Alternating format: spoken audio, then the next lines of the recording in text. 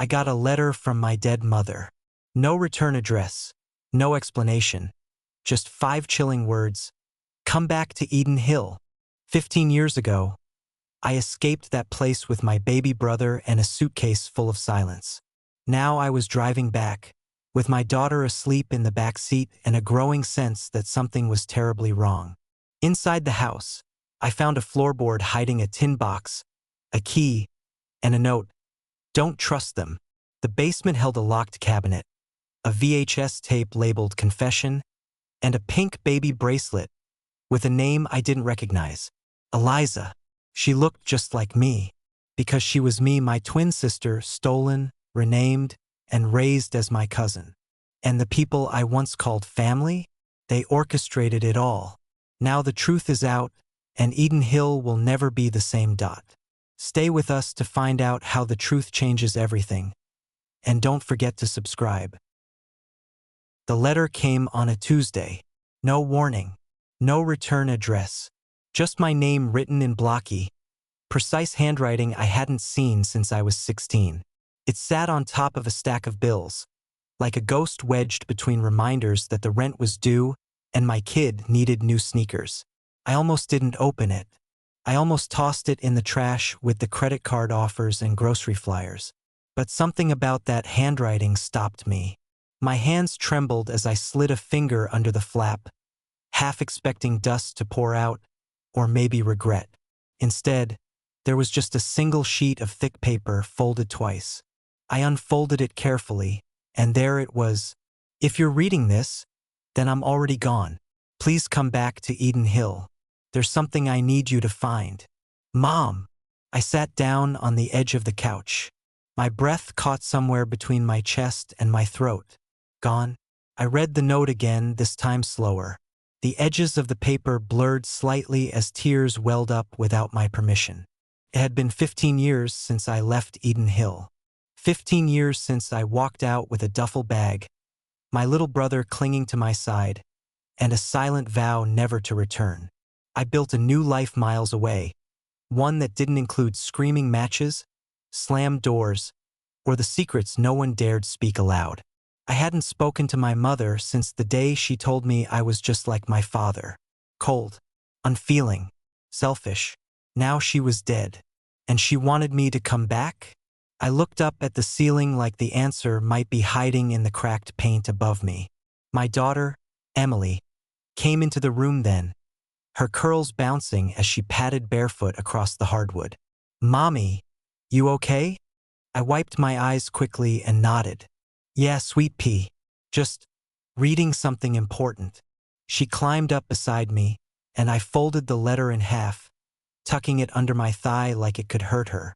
I had buried Eden Hill in the back of my mind, the way you bury something rotten, deep enough so the smell doesn't reach you anymore. But that letter? It was a shovel, and I could already feel the past pushing its way to the surface.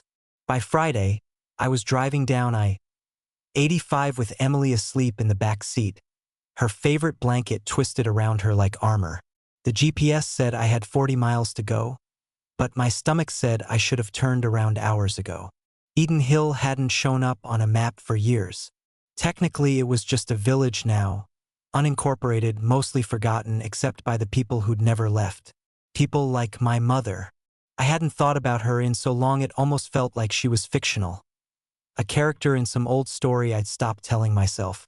But now her words echoed louder than the road noise, louder than the low hum of tires on wet pavement. There's something I need you to find.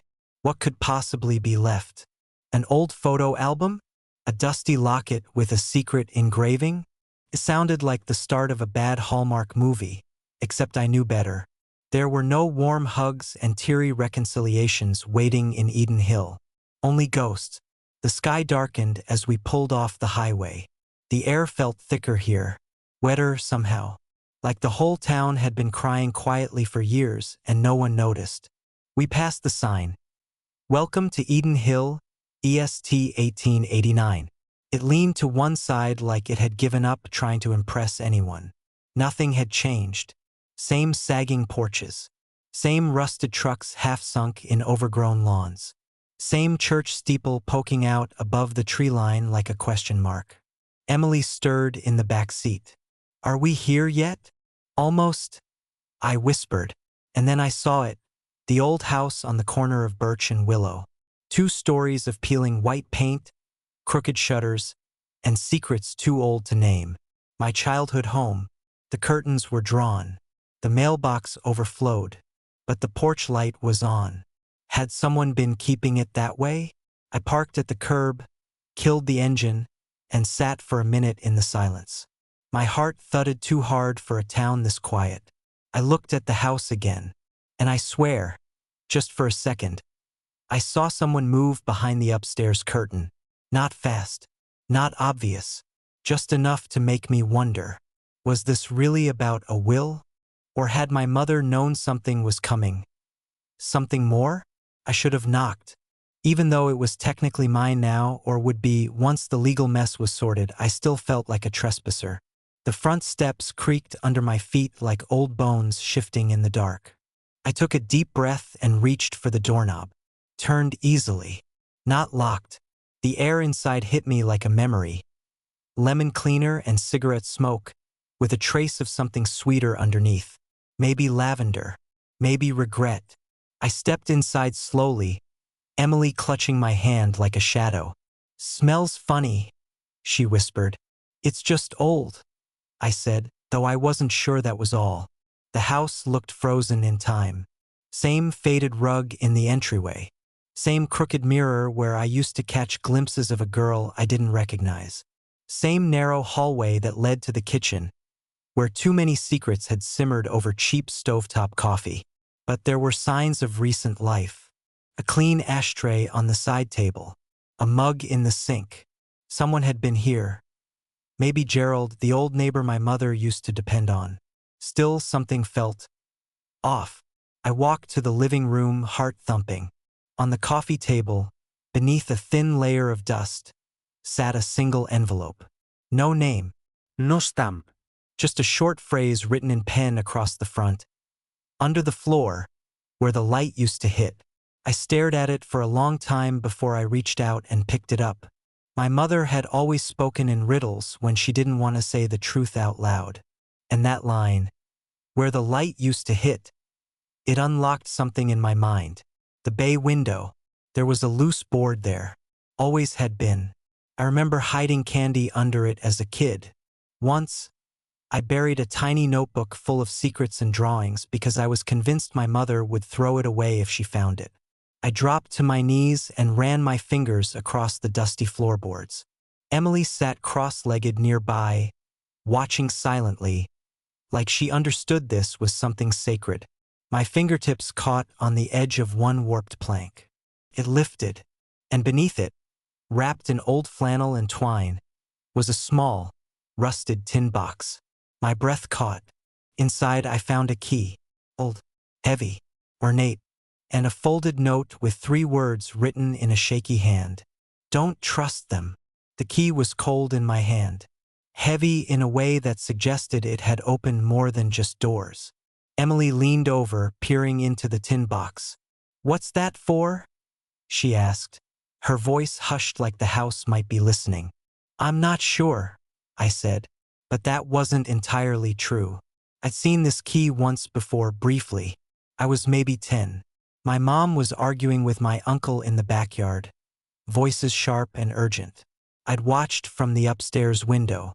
She waved something in her hand, this very key, before tucking it into her coat and storming inside. When I asked about it later, she told me never to go near that part of the house. At the time, I didn't know what she meant. Now, standing here, I had a good guess. The basement. It had always been off limits. Locked tight, the door painted shut around the edges like it had something to hide. My mom used to keep a cabinet in front of it.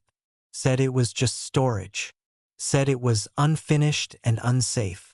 But now, after 15 years and a posthumous warning not to trust someone, I wasn't buying it. I picked up the key and headed toward the hallway. The door to the basement was still there, tucked between the laundry closet and the pantry.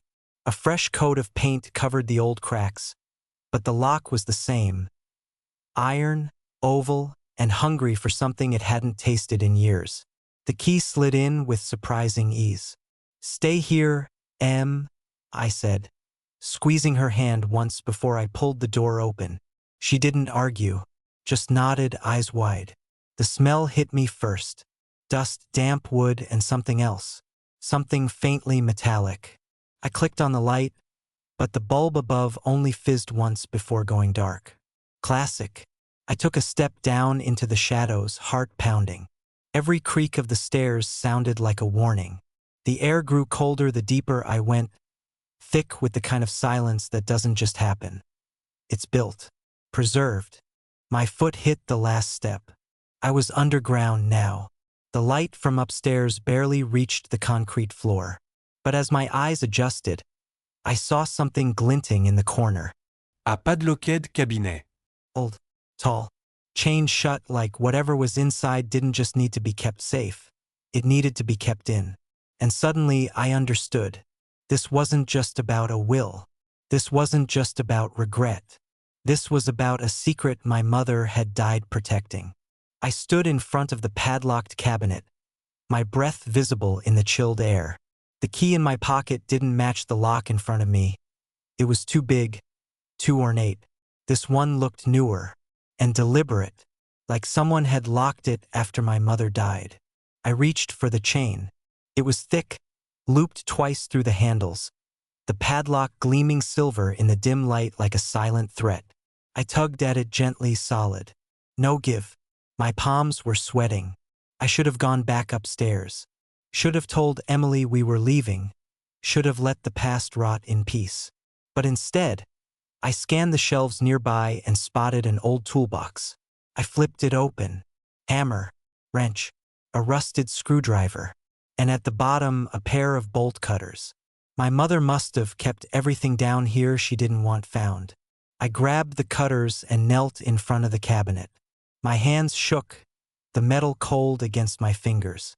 Took 3 tries, then snap. The chain clattered to the floor. The sound echoed like a scream. I paused, heart racing, ears straining. No footsteps above. No voice calling down. Just silence. I pulled the cabinet doors open. At first, it looked like nothing more than old paperwork. Stacks of manila folders, a few sealed envelopes, yellowing photos. A faded blue binder with my uncle's name scribbled on the spine. Receipts. Newspaper clippings. But then I saw the box. It was tucked on the bottom shelf. Wooden. Locked, but not with a key, just a sliding latch. I opened it slowly. Inside were 3 things. 1. A VHS tape labeled June 1993 Confession. 2. A sealed envelope with my name written in my mother's cursive. 3. A baby bracelet, pink, plastic, with 5 white letter beads. ELIZ. I stared at the bracelet for a long time. That wasn't my name, and I didn't have a sister. Or, at least I thought I didn't. I sat on the cold basement floor, the bracelet turning slowly in my fingers. ELIZ. 5 little letters that cracked open a part of me I didn't know was still vulnerable. A baby bracelet, a VHS tape labeled Confession, and a letter addressed to me, the kind of letter someone writes when they know they'll never have the courage to say the words out loud. I opened the envelope with shaking hands. It wasn't long, just a single sheet of paper, yellowed slightly at the edges. My mother's handwriting was unmistakable, sharp, tight, like every word had been squeezed out of her. "Rachel, if you're reading this, then you've already found the box dot. And you've found her name. Her name." I kept reading. "You were too young to remember what happened. And by the time you were old enough to ask questions, it was easier to let sleeping ghosts lie. But I should have told you. I should have told her. Eliza was your sister, your twin." My lungs locked. Twin? My fingers went numb as I read on. "We couldn't afford 2 babies. Not back then. Not after what your father did. He wasn't safe, not for me and not for you. But your uncle, he stepped in. He said he and his wife would raise Eliza as their own, just until things got better. But things didn't get better, and I didn't fight hard enough to get her back. I stopped reading. My throat closed around something hard and sharp. I had a sister, a twin, and they gave her away. No, they hid her. And the people I grew up calling family let me believe I was an only child, that the empty space in my heart was just childhood loneliness. But it wasn't. It was grief. Grief for someone I didn't even know existed. I don't know how long I sat there. Maybe minutes. Maybe an hour. Time felt warped in that cold basement, like the walls were watching, holding their breath along with me. I reread the letter twice, 3 times. My mother's words sank in deeper with each pass. Eliza, my twin, taken in by my uncle and his wife, raised like a secret wrapped in normalcy. How could they hide something so massive? And why? The tape felt heavier now, more dangerous. I held it up to the light. It was old, clearly worn. The plastic case was cracked in one corner, the label slightly smudged but still legible. June 1993, Confession. Confession. I didn't have a VCR. Who even did anymore? But Eden Hill's library, if it hadn't burned down, probably still had one tucked in a dusty corner. Maybe Gerald did too. I snapped the box shut and stood slowly. My knees cracked. My whole body felt like it had aged 10 years in the last hour. When I reached the top of the stairs, Emily was curled up on the couch, a blanket around her shoulders and a coloring book in her lap. "You were gone a long time," she said without looking up. "I know, baby. I had to find something." She looked up then. "You look sad." I knelt beside her and kissed her forehead. "I just learned something important. About our family." She blinked. "Like Grandma?" "Yeah," I said softly. "Like Grandma." I didn't say more. Not yet. The storm had just started. Gerald Adams hadn't changed much. Still wiry. Still wearing the same flannel shirts and scuffed work boots I remembered from childhood. His beard was whiter now, and his walk slower. But when he opened his door and saw me standing there, he didn't look surprised. "Rachel," he said softly, "I was wondering when you'd show up." I opened my mouth, but no words came. I just held up the VHS tape. His eyes dropped to it, then back to mine. Something flickered in his expression, recognition maybe, or regret. "I've got a player," he said. "Downstairs." Emily waited in the living room with a cookie and an old coloring book Gerald kept for visitors, though I doubted he'd had many in years. I followed him down to the basement, the same smell of sawdust and oil hanging in the air. The VCR sat on a battered shelf next to a tiny TV with rabbit ears. Gerald dusted off the slot and nodded. "Go ahead." I slid the tape in. The screen buzzed to life. Static. Then black. Then a living room. Ours. From back then. The camera was shaky at first. Then it focused. My mother sat on the couch holding something in her lap. A baby, swaddled in pink. Eliza. My breath caught. She looked just like me. Gerald watched from the corner of the room, eyes glassy but silent. The woman in the tape, my mother, began to speak. "If anything ever happens to me, if this tape is found, it means I couldn't tell the truth out loud." She paused, her voice thick. "My daughter Eliza was taken from me, not in the way people assume, not in the way stories are told. She was taken quietly. Legally. On paper." She looked down at the baby, and her voice cracked. "My brother said it was temporary. He lied." I pressed a hand to my mouth. Gerald whispered, "I told her to make the tape, just in case." On the screen, my mother looked smaller somehow, like grief had already begun hollowing her out. She glanced at the camera, then back down at the baby in her arms. "They said it would be safer this way, that I couldn't handle 2 kids on my own, that Rachel was enough. But I knew it was a lie. I knew they never intended to give her back." She swallowed. "They used the courts, connections, told the judge I wasn't stable, and I was too scared, too broke to fight." The image flickered slightly, like the truth itself was struggling to stay visible. My hands balled into fists. I remembered the court dates when I was little. How Mom always came home quiet, like the world had bruised her without leaving a mark. I thought it was about my father. It wasn't. They renamed her, Mom continued, called her Eliza Carter, raised her across town like she was theirs. My own daughter. Growing up calling me Aunt Maggie when they let her visit at all. My stomach twisted. The Carters. My Uncle Greg and Aunt Janine. They'd been at every Thanksgiving. Every Christmas. She'd been there too, Eliza.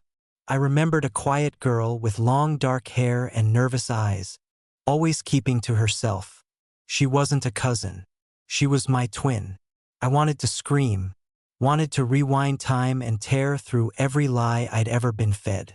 But I couldn't. The tape clicked off suddenly, mid-sentence. The screen went black. I stared at the television, heart pounding. Gerald sat beside me, jaw clenched. I knew some of it, he said quietly, but not all. I turned to him. Where is she, Gerald? He didn't answer at first. Then he looked up. She's still in Eden Hill. Still in Eden Hill. The words rattled around in my head like loose nails in a drawer. Gerald didn't elaborate, just stood slowly, rubbing his hands together like he was trying to warm them or distract himself. She's here, I asked. Now? He gave a slight nod. Never left. My mouth went dry. Why didn't anyone tell me? Why didn't you? Gerald looked at me, eyes tired. Your mother made me promise not to interfere. She said, if you ever came back, it had to be your choice to dig. Not mine. I stood up too fast. The room tilted slightly. You knew I had a sister. You knew they raised her right under my nose. I did, he said, voice tight, and I hated every second of it. But I wasn't family, Rachel. I didn't have a say. I was just the neighbor with a leaky roof and a loyalty problem. A long silence fell between us, thick with all the things we both wanted to say but couldn't. Finally, I broke it.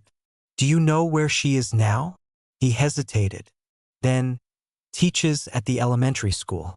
Goes by Eliza Carter still. Lives over on Pine Street, in that blue house with the broken fence. I nodded slowly. She doesn't know the truth?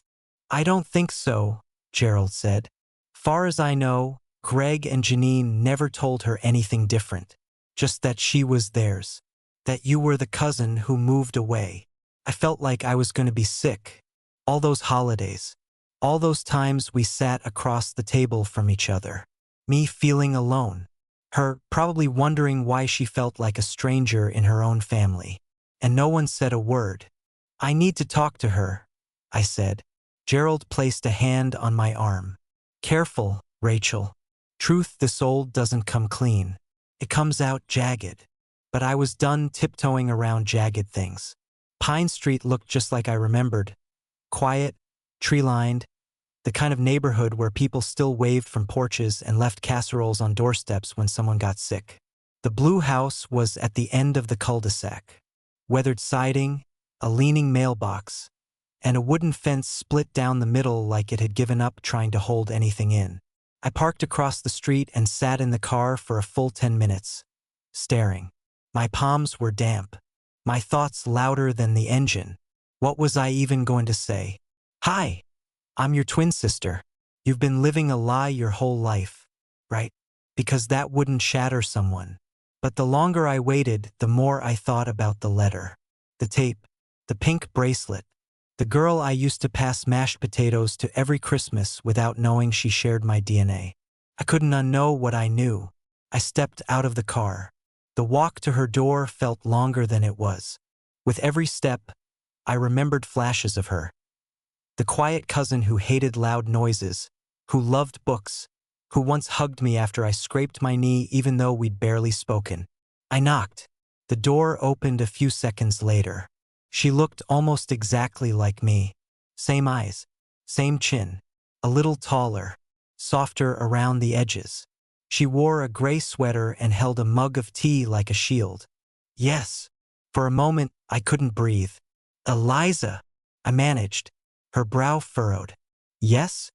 I opened my mouth, closed it, opened it again. I'm Rachel. Rachel Moore.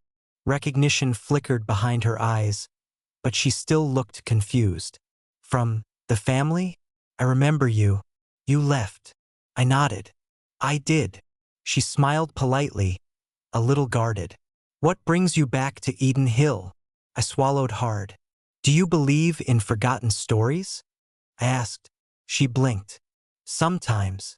I took a deep breath. Well, I think I'm one of yours. She stared at me, blinking slowly, like her brain needed a few seconds to catch up to what I'd said. Then she laughed, quietly, nervously. I'm sorry, she said. That sounded like something from a novel. I nodded. I know. I've been reading it for the past few days, one page at a time, and I still don't believe it. She shifted her weight, her knuckles whitening around the mug. I don't understand, she said. What are you saying? I'm saying we're not cousins, Eliza. I kept my voice low, gentle. We're sisters. Twin sisters. Her smile froze. What? I reached into my bag and pulled out the bracelet, held it out in my open palm. She stared at it like it was something radioactive. I found this in the house, the one on Birch and Willow, with a letter and a tape. She didn't take the bracelet.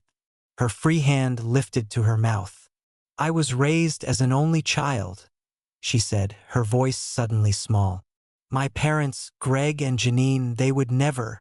I nodded slowly. They did. Your name was never supposed to be Carter. It was Moore. No, she whispered, backing up half a step. No, this isn't. This can't be real. My mom. She would have told me. She would have. She wasn't your mom, I said softly. Silence. Tense. Thick. Unbreathable. Then, finally, she looked at me. Really looked at me. I always felt different, she said, voice shaking. Like there was a hole somewhere I couldn't name. My eyes welled. I felt it too. She looked down at the bracelet. And then, for the first time in our lives, Eliza Carter, my sister, began to cry. Not loud, but deeply, like something long buried had finally cracked open inside her. We sat at her kitchen table in silence for a while. The tea in her mug went cold. The bracelet sat between us like evidence. And outside, the wind stirred the trees like the world knew something big had just shifted. I don't know what to think, Eliza finally said. Her voice was steady now, but there was something hollow in it, like she was walking a tightrope over a truth she wasn't sure she wanted to face. I know, I said. It took me a long time to believe it too. She ran a hand through her hair. You have proof. I nodded. I have a letter. From our mother. A VHS tape. Gerald Adams helped me play it. Gerald? She whispered, staring into space. He always looked at me strange, like he knew something I didn't. He did, I said gently. A lot of people did. She looked up. Did they know? My Greg and Janine. Yes, I said. It was their idea. They offered to take you when Mom was overwhelmed. Said it was temporary, but they made it permanent. She closed her eyes. I called her Mom my whole life. I reached out, rested my hand over hers. So did I. For a moment, she didn't move. Then she flipped her palm and held on to me like she was afraid I'd vanish. I used to dream about having a sister, she said. Someone who looked like me, sounded like me. I thought it was just a fantasy. It wasn't, I whispered. She let out a shaky laugh. All those birthdays, all those holidays, we were there together, and no one said a word. Because they were cowards, I said, and liars.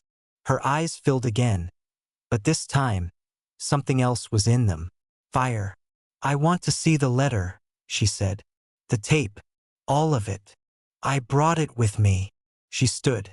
Then let's go. And just like that, the sisters they tried to erase stepped out into the light. Together. Back at the house on Birch and Willow, the past was waiting for us. I set up the tape again in Gerald's basement. He said nothing when I arrived with Eliza, just gave her a long, knowing look and a quiet nod, then left us alone. She sat rigid in the chair beside me, hands folded tight, eyes locked on the dusty screen. When the tape rolled, it was like watching her breathe for the first time. Our mother's voice filled the room again. If Eliza sees this, if both of you are watching, I'm sorry. I'm so sorry. Eliza inhaled sharply. I let fear control me. I let shame guide my choices. And worst of all, I let people I trusted turn my children into strangers. Our mother looked straight into the lens, her eyes filled with something raw. Not just sorrow, but conviction. Eliza, I never stopped thinking about you. Every birthday, every night I put Rachel to bed. I'd wonder where you were, what you were doing. If you knew you had someone who looked just like you, who carried the same pieces inside. I glanced at Eliza. Tears slid down her cheeks, but she didn't move, didn't blink.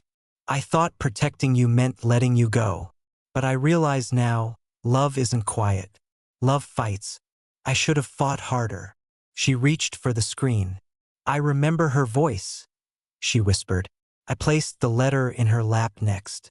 She read it slowly, lips moving silently. When she finished, she pressed it to her chest. Why would they do this to us? Because they thought they could, I said. Because people like them always think they're the heroes of their own lies. Her hands curled into fists, and in that moment I saw it.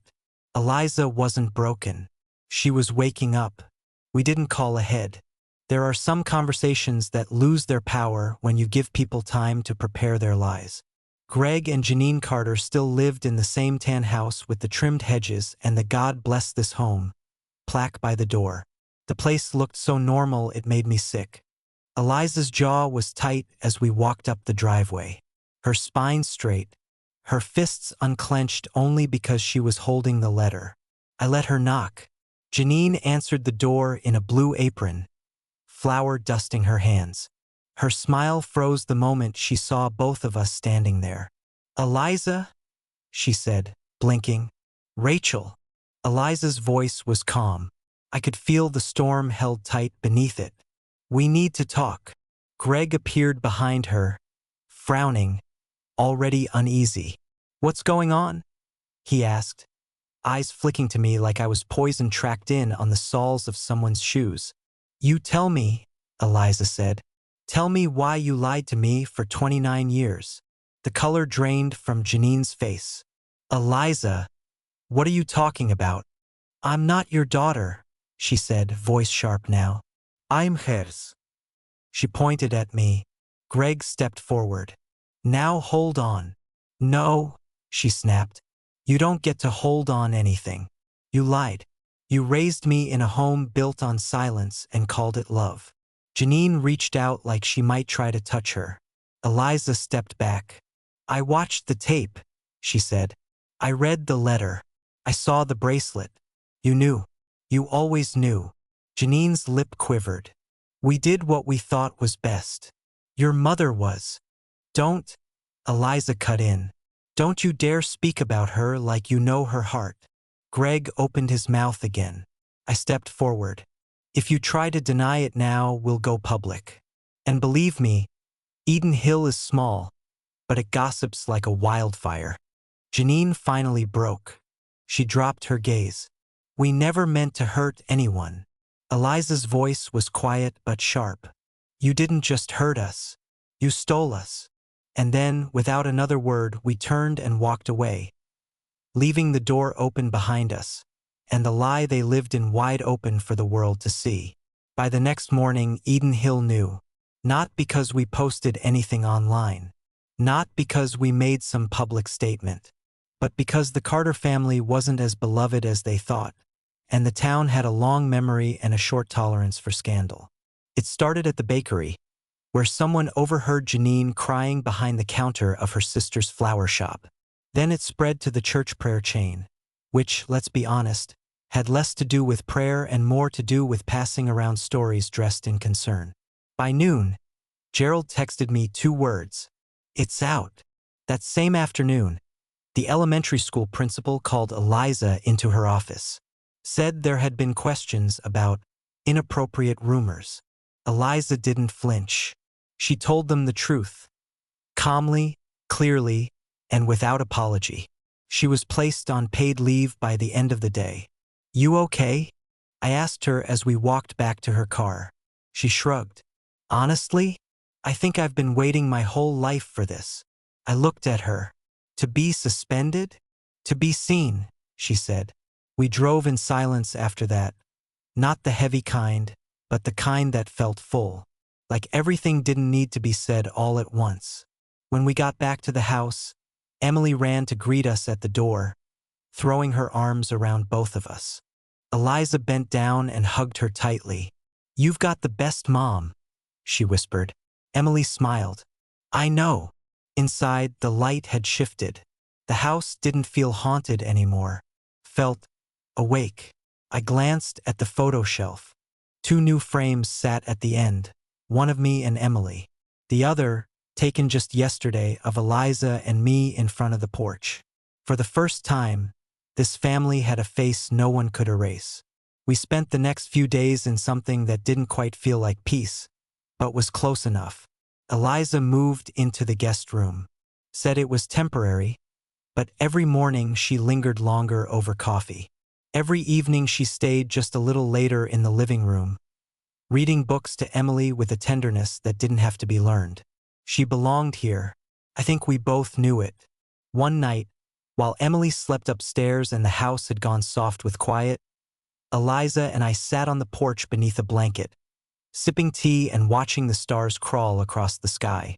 I keep trying to figure out what my life would have been, she said. I didn't say anything. Like, who would I be if I'd grown up here with you, with her? I swallowed hard. I've asked myself the same. She looked over. But then I realized, maybe it's not about the what-ifs. Maybe it's about the what now. I smiled. You sound like Mom. Her lips curled slightly. I think I used to sound like Janine.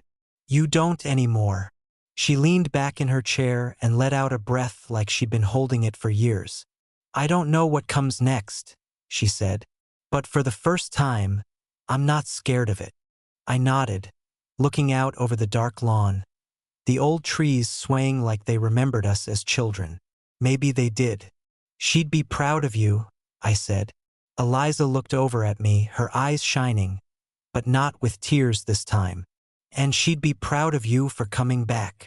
We didn't speak again for a while. We didn't need to. The silence between us wasn't empty anymore. It was full of everything we never got to say but finally could. The official paperwork arrived a week later. The house was mine. The deed had been transferred. The estate settled. No more secrets. No more shadows. Gerald came over that afternoon with a dusty box marked M.M. Margaret Moore. Our mother. I found this in the attic, he said. Figured it should go to her girls. Inside were pieces of a life that never got fully lived. A Polaroid of Mom holding 2 identical babies at the hospital, one in each arm. A journal with pages missing but enough left to show she'd never forgotten us. A music box with a cracked hinge that still played half a lullaby. And, tucked between 2 old tax forms, a short note written on the back of a grocery list. If love is choosing someone every day, I chose you both, even when no one saw me do it. Eliza cried when she read it. Not loud, not messy, just silently, with her hand over her mouth and the note pressed to her chest. She tried, she whispered. She really did. She did, I said. And now, we finish what she started. We spent that evening going through everything. Emily helped too, sorting photos into albums, asking questions, listening closely when we answered. At one point, she looked up at me and asked, So, Aunt Eliza is actually my other mom? Eliza laughed, wiping her eyes. Sort of. She's the missing piece, I said. brushing hair from Emily's forehead. Eliza smiled. And now we're not missing anything. We hung a new photo on the wall that night. A family picture, me, Eliza, and Emily arms around each other, smiling. Not because everything was perfect, but because finally it was true. By the time summer arrived, Eden Hill had stopped whispering. At least about us. They'd moved on to the pastor's daughter and her new boyfriend, or the mayor's dog running loose during a council meeting. Small town priorities. But every now and then, someone would approach us in the grocery store or after church and say something like, "Your mama would be proud." And I believed them. Eliza got her job back at the school. Not because they suddenly grew a spine, but because the parents rallied. Said any teacher who could survive betrayal that deep and still come back smiling was someone they wanted in front of their kids. She taught art and literature now. Started a quiet lunchtime club for girls who felt like ghosts in their own families. And me? I stayed. I thought I'd leave once the dust settled. Head back to the city. Return to the quiet life I'd built. But something about this house, this town, this new version of us. It felt like healing had sunk its roots too deep. Emily blossomed here too. She loved having an Aunt Eliza, who shared her face and her goofy sense of humor. They painted birdhouses together on Saturdays. Made up bedtime stories about twin princesses separated by a dragon and reunited by love. One evening, as we watched the sun set over the porch steps, Emily curled up in my lap and whispered, "I like our family. It's like a puzzle that found all its pieces." I kissed the top of her head. "It is," I said. "And it's finally finished." Eliza reached over and squeezed my hand. And I knew then, the past hadn't broken us. It had just made space for the truth to bloom. It rained the morning we scattered her ashes. Not a heavy storm, just a quiet, misting drizzle, the kind that makes the earth smell clean again. We didn't go to the cemetery. That wasn't her place. We walked instead to the edge of the marsh, where the trees bowed over the water and the wind spoke in hushes. Eliza carried the small urn against her chest. Emily held a bundle of lavender, Mom's favorite. There were no prayers. No speeches. Just three women standing at the edge of something sacred. "I wish she could see this," Eliza whispered. "She does," I said. We poured her ashes into the river together. The current took them gently, like it had been waiting. Eliza reached for my hand. I reached for Emily's. 3 generations. 3 names. One story finally told in full. That evening, back at the house, the 3 of us sat around the kitchen table, candles flickering against the glass. The old music box Gerald found played its broken lullaby on the windowsill. It didn't matter that it skipped. We knew the song by heart now. I looked at the 2 faces across from me. One that had always been there and one I'd almost never known, and realized something simple and true. I hadn't come back to Eden Hill just to bury the past. I'd come home, and somehow home had been waiting for me all along.